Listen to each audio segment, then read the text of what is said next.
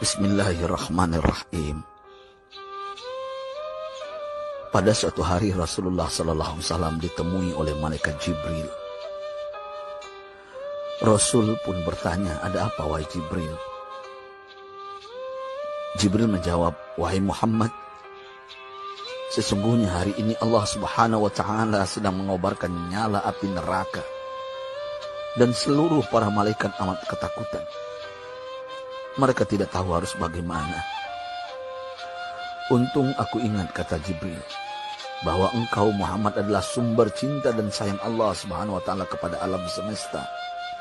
Dengan alasan itu aku kesini, bertabaruk mengambil berkah dengan cinta Allah kepada dirimu, ya Rasulullah, ya Muhammad." Rasulullah terdiam beberapa saat, kemudian bertanya lagi, "Wahai Jibril, ceritakan padaku bagaimana neraka itu sesungguhnya." Jibril menjawab, "Wahai Muhammad, neraka itu bagaikan lubang-lubang yang terdiri dari 7 tingkat. Jarak antara satu lubang dengan yang lain ialah perjalanan 70 tahun. Lubang paling bawah adalah lubang yang paling panas." Nabi SAW meneruskan pertanyaannya, "Lalu siapakah penghuni lubang-lubang neraka itu, wahai Jibril? Sampaikan kepadaku, Jibril." Jibril menjawab, "Lubang yang paling bawah diciptakan untuk orang-orang munafik. Lubang yang berikutnya untuk penyembah berhala. Lalu untuk penyembah bintang dan matahari."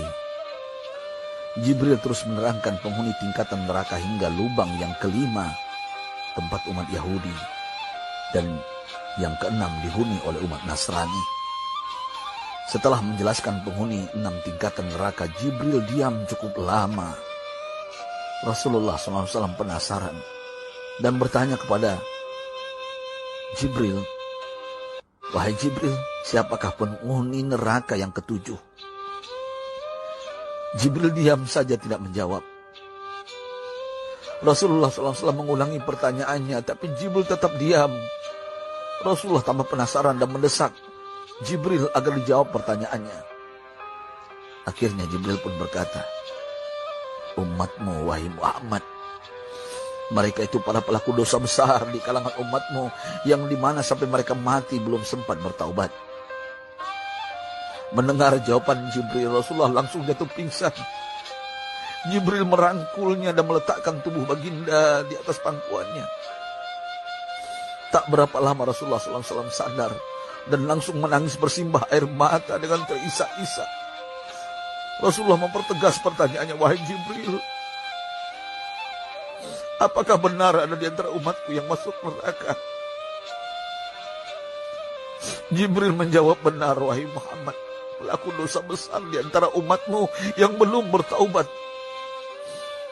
Setelah itu Rasulullah menghadap kiblat dan sujud kepada Allah dalam isak tangisnya. Sesekali dengan suara pelan beliau membisikkan kata-kata, "Ummati ya Rabb, ummati, ummati, ummati." Beliau SAW tidak mengangkat kepalanya dalam keadaan seperti itu selama 3 hari 3 malam. Kecuali setiap Bilal bin Rabah mengumandangkan azan, barulah beliau bangkit untuk menjadi imam.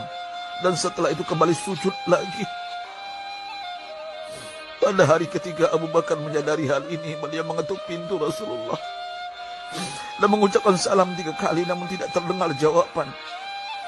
Abu Bakar sedih dan berseru di hadapan pintu Nabi besar Muhammad SAW, "Apakah ada jalan untuk masuk ke rumahmu ya Rasulullah?" Tetap tidak ada jawaban. Di jalan Abu Bakar bertemu sahabat Umar. "Mengapa engkau menangis, wahai Abu Bakar?" kata Umar. Abu Bakar menceritakan keadaan Rasulullah SAW.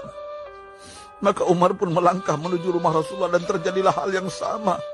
Umar pun pulang dan menangis. Di jalan Umar bertemu sahabat Salman Al-Farisi. Dengan terisak Umar bercerita kepada Salman hingga membuat dia amat sedih, namun tidak berani mengulangi hal yang sama.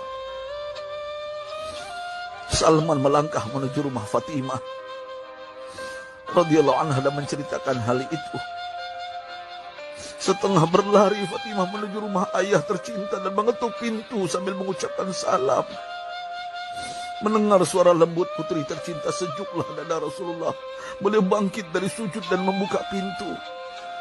Alangkah terkejutnya Fatimah melihat Rasulullah, ayah tercinta, amat kurus dan pucat. Fatimah memeluknya lalu menangis, "Wahai ayah, apa yang terjadi? Mengapa engkau amat sedih seperti ini?"